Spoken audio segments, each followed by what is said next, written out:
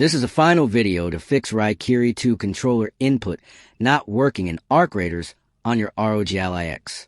Are you struggling with your controller not responding or skipping inputs in a game?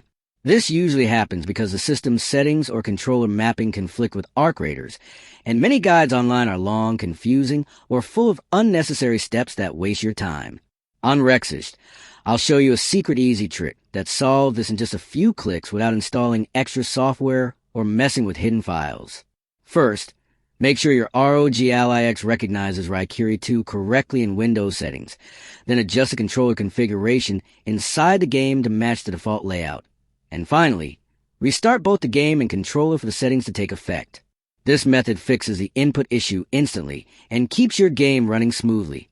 If you want a full step-by-step tutorial showing exactly what to click and change, comment below, and I'll make it for you.